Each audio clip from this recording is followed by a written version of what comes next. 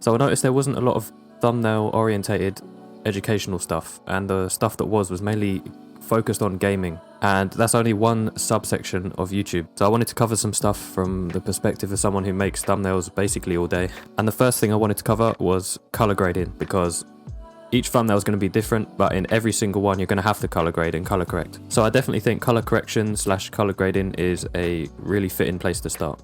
So let's get into it. So here I have a PNG cutout of mrbeast himself, and this will be available free, obviously, if you want to follow along. So this is a smart object, which means if you double click in this little preview rectangle here, it will bring you to another layer, which if you make an edit, so for example, if I just scribble with red, so you can make changes here, and once you hit save, they apply to this layer, which is good if you want to split your workflow up into 2 parts. So I'm going to do this to work on the touch-ups on the face here first, and then the second part here is going to be the color grade. So I'm just going to hit save, so this is normal now. Yep. First thing I'm going to do is duplicate the layer by holding Alt and dragging, and then rename this back up. I always like doing this just as a safety net in case I make a mess of something and I want to go back to the original. I just have it there just in case. You'll rarely need it, but it's just good to have as an option. So let's start. The first step is clearing up all the imperfections, things like lights where they're too strong, like random creases, wrinkles, if you got spots, blemishes, anything like that. This is a pretty basic part of retouching a face. So I'm going to press J on the keyboard and it brings up the patch tool here, and this is my favorite tool to use for stuff like this. So you can drag around an area like so, drag this selection to another place, and it will sample the place where you drag to and automatically blend with the original selection, so you don't have to worry about blending colors. It does it all for you. So it's really good to get rid of stuff.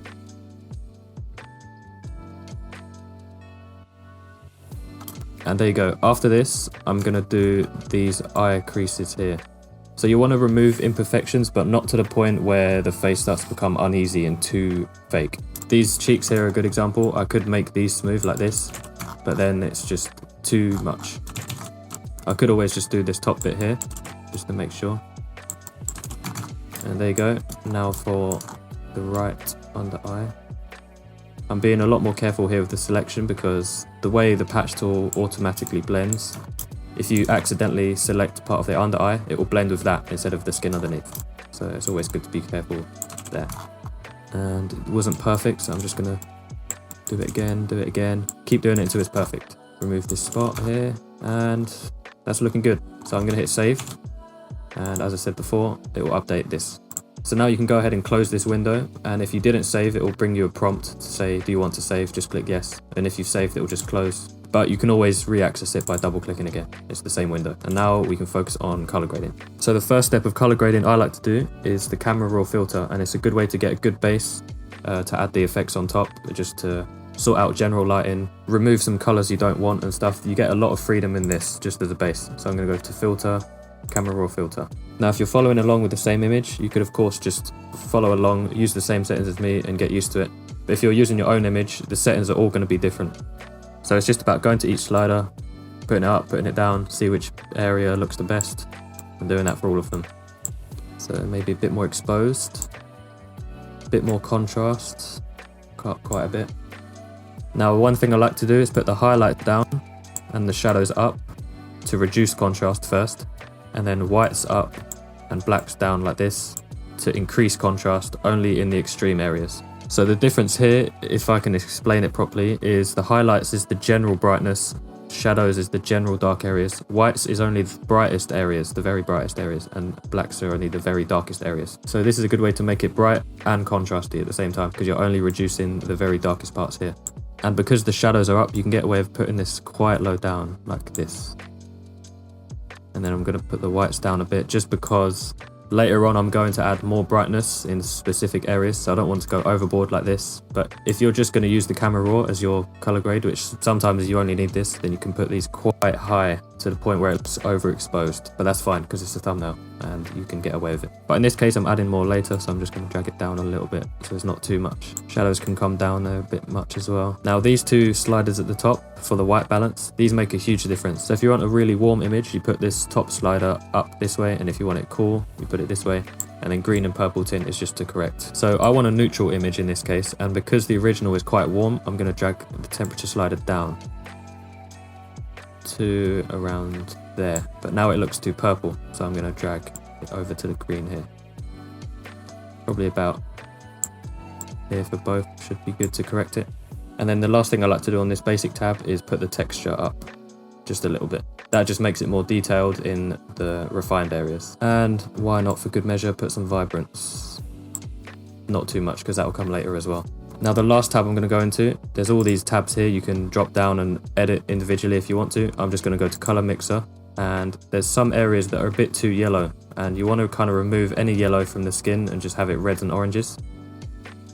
So I'm going to go to hue here on the color mixer and change the yellow over to the orange a little bit. And it mainly doesn't affect the skin too much, just the beard here. It's still good practice to do this, and you can change the saturation and luminance of each color individually too. And this is a good example of how strong Camera Raw filter is. This would take many adjustment layers usually. You could just do it all inside one filter. So I'm pretty happy with this right now as a base, so I'm going to hit OK. And now the color grade is applied to this layer. But now I've noticed that there's some areas here which I forgot to get rid of. And this is why using the smart object to separate into 2 steps is how I would recommend doing it for your own images, because now you can double click back into here and just hit J on the keyboard, or if you use the stamp tool, S, and just get rid of the spots like this. Maybe here too. I'm going to press J, get rid of this with the patch tool, and then hit save with Control S or Command S. And now if I close this window, it's applied here and the color grade is still on top. Okay, so the step after this is going to be skin smoothing. Now this is going to be a complete case of personal preference. In this case, I'm going to take it to the extreme because that's the style that I'm going for, but you're not going to need it that strong in all cases. So I'm going to duplicate this layer here with the Camera Raw filter attached to it, and I'm going to hold Alt, hold in between the 2 layers and click. That will clip this top layer to this bottom layer here. That basically means if I move this top layer now, it will only affect where this bottom layer is visible. And I'm going to rename this top one to Smoothen. Now if I double click inside this Camera Raw filter, all the settings remain the same because it's a smart object and it's a smart filter, and you can edit back after and change things after. That's one of the many positives to using smart objects. So I'm going back into basic here, and I'm going to zoom in so you can see the skin. And this texture tab, where we put it to +7 before, I'm going to drag it all the way to the left. Not completely all the way, it might be too much, but quite strong. So about here should be good. Now it looks completely unnatural here because the whole thing is being globally smoothened. So I'm going to hit OK, and I'm going to add a layer mask to show and reveal where I want the smoothing to go. So if you click on this, it will add a layer mask. But as you can see, this whole layer mask here is white, which means it's all being affected. So to change it all to black, you can press Control I to make it all black, and now you can see there's no smoothing anywhere. But there's a quicker way to do this, just from Alt and click in this layer instead, and now it adds a black layer mask, which means you can now get a white brush by pressing B to go to the brush tool and making your foreground color white. And now you can just paint, and the smoothing will apply to the face. The main areas you want to tackle here are the places of low detail, so the nose bridge, the cheeks, forehead, even the neck if you want to go that far down. And you want to leave the texture in the higher areas of detail, which is the eyes, the mouth, the places that will convey the emotion. And that's looking good. So the next step is going to be to add definition back in with a process called dodge and burn.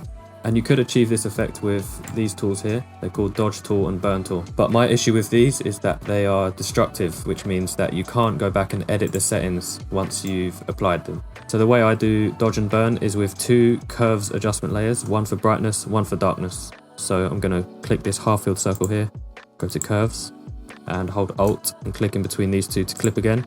And now this just means that this is clipped to this base layer here, just like this one is. I'm going to rename this dodge, which is basically brighten. You can name this whatever to make it more understandable. This is just how I refer to it. So dodge is the brighter areas, and I'm going to add another curves layer with this half of the circle curves. Clip it again by holding Alt, click, rename to burn. And this is going to be the darker areas. So on this dodge curves layer, I'm going to make this really bright, kind of like here. Make it sort of an S curve, but just make the brights a lot brighter, like this. And then I'm going to go to the mask, press Control I to invert. So now it's not affecting any part of the face. And then you can press B to go to your brush tool.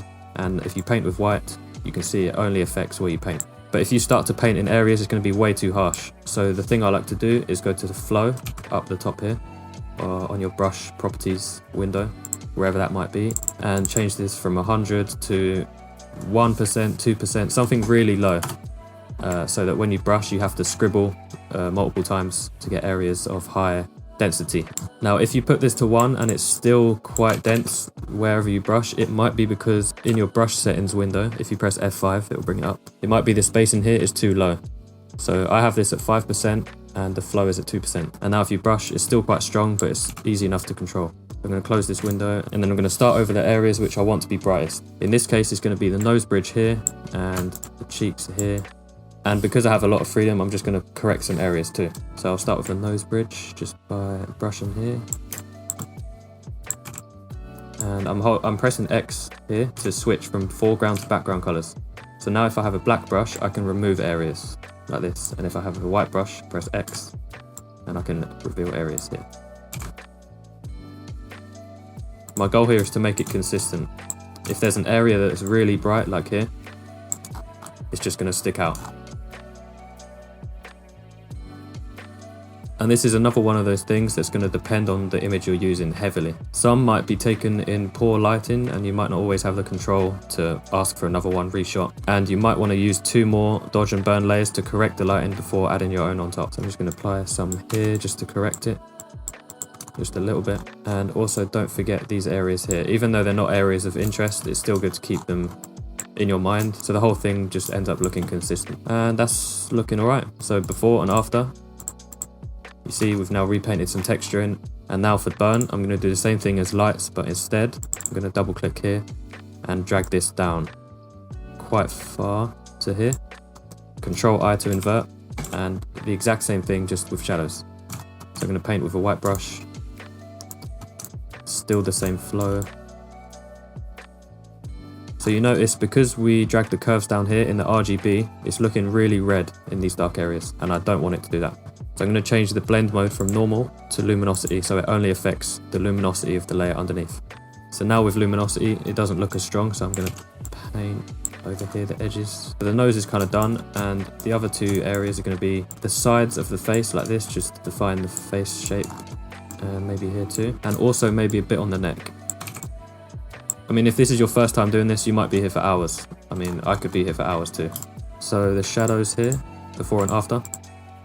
And both shadows and highlights before and after. You can see it makes a huge difference. And that's really the bulk of getting this style down. Now the last crucial step of this is going to be defining these areas of high detail. And there's 2 things I like to do here. Is first alter the colors, so boost the colors in the area of detail, so make the teeth whiter, make the eyes whiter, maybe make the pupils more blue, and then a sharpen finally on top. So I'm going to go ahead and do that first on the eyes. The way I like to do this is adjustment layers, selective color. So I'm going to rename this to eye whites. And I'm going to change the colors from reds to whites, so it only affects the white areas. So you can see now, let's say I add some yellow in, it's only going to affect the white areas, the very brightest parts. So I'm going to set this back to 0, and I want to make the blacks down to -100, which basically just means the whites are up. So selective color is in CMYK, and if you push cyan up, it's going to add more cyan. If you push cyan down, it's going to add more of whatever the opposite of cyan is, which is red. So it might take a bit of getting used to, but if you just remember it as RGB, then it's kind of easy. So now you can see the eyes are quite white, but I'm also going to go into neutrals and boost it a little bit more, just like that. And it's the same process as before. Click on the mask, Control I to invert, so it's now affecting nowhere. Get a white brush, and if you paint over now, you've still got the flow at 2% from before. But because these are high defined areas, you can get away with just putting the flow up to 100 and just paint over where you want it to affect. Because it's hard edges, it doesn't really matter too much. And I'm going to remove it from the eyes because we'll do this separately. Just going to focus on the eye whites. And again, I'm just pressing X to go to the black brush to remove on these out areas here. Remove from the pupil. And there you go, the eye whites are done. Next step is the eyes themselves. So I'm going to go down to the adjustment layers again, hue saturation, hold Alt, click in between, click. Now it's part of the whole stack. Rename to eye pupils. And in this hue saturation adjustment, I'm going to hit this colorize tick box here, which just means that everything is now colorized. It's all one color. So you can see this is all red, and if I put it to here, it's all cyan. So here you can just roughly select an eye color you want, blue in this case, and again hit invert, So Control I on the mask, the same as always. And I'm just gonna affect the eyes here. But now it's only just applied to the eyes. You can see it's really strong, and that's why you don't need to fuss about making the colors perfect to start. I would make the mask first in this case, and then I would edit it after. I'm going to put the saturation quite a bit down, it's too much. Maybe put the hue up a bit so it's less cyan. And that looks good, but they're a bit dark as well. And now you can add a new layer and add a curves adjustment and just apply it to the pupils as well. That's a completely viable way to adjust the brightness of the pupils. In this case, I'm just going to add lightness here, like so. Put the saturation down to compensate, hue up a little bit, there.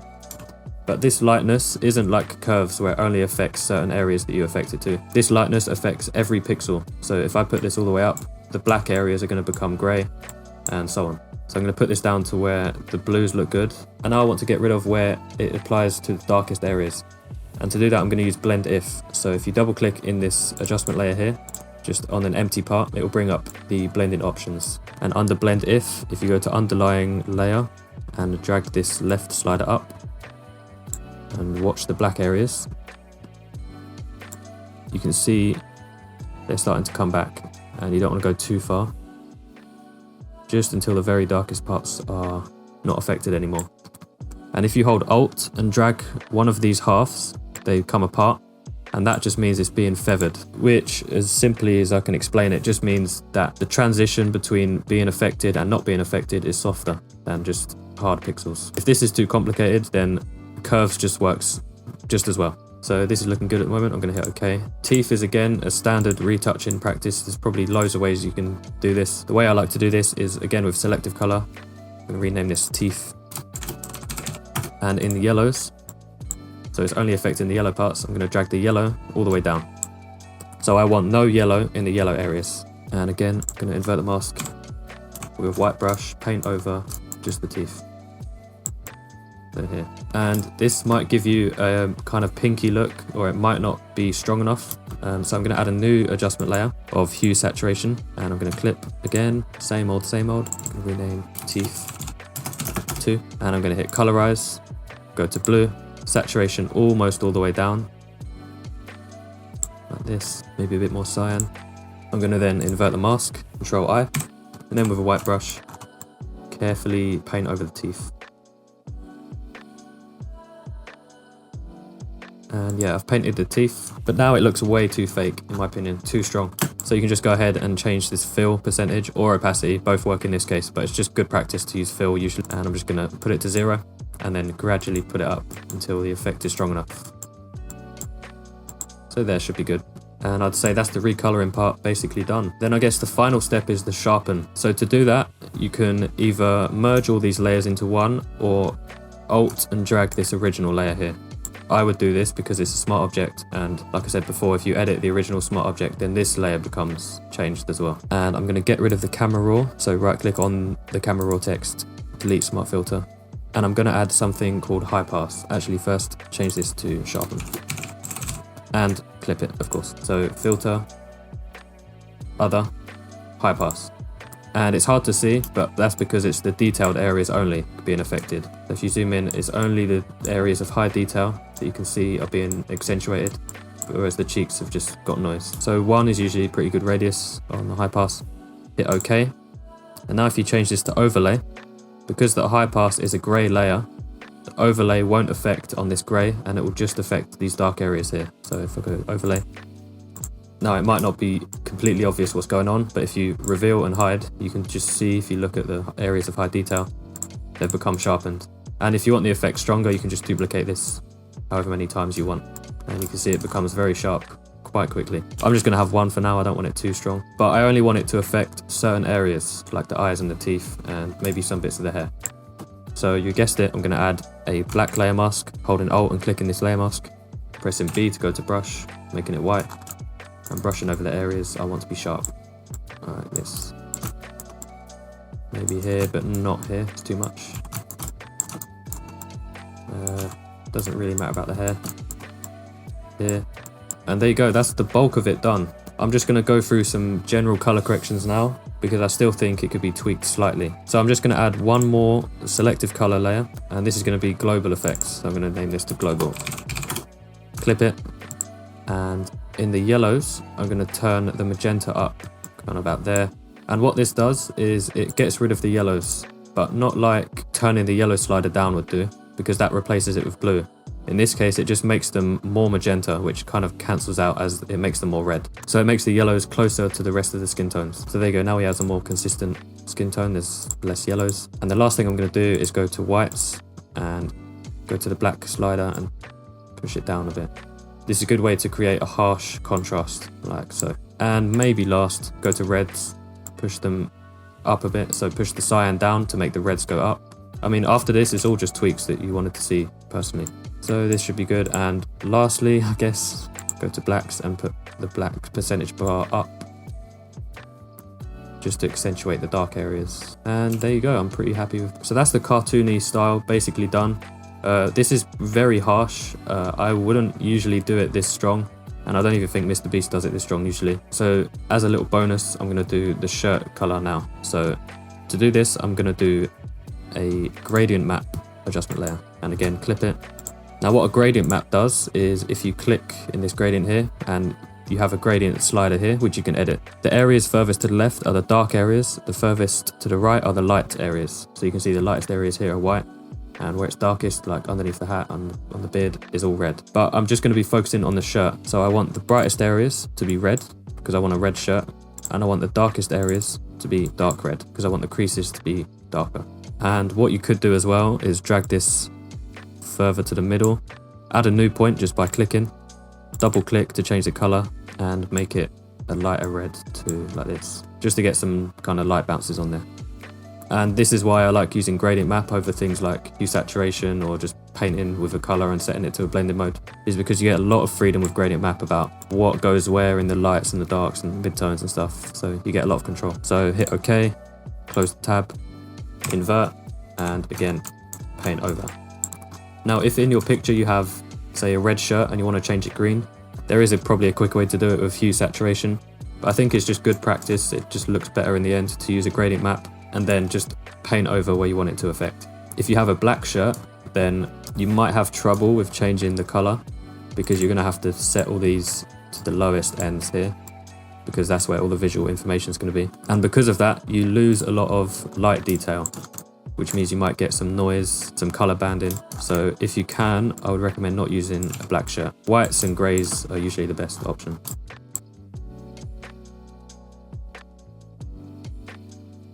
And that's basically the gist of this style. I hope this helped some people. I did go quite fast, but I kind of assume you know how to use the basic tools and know your way around Photoshop at least a little bit. So if you do need any help, just let me know. Also, feel free to show me what you make with this. Twitter is always the best way to find me. But I hope this helps. Let me know if you have any questions. And yeah, peace.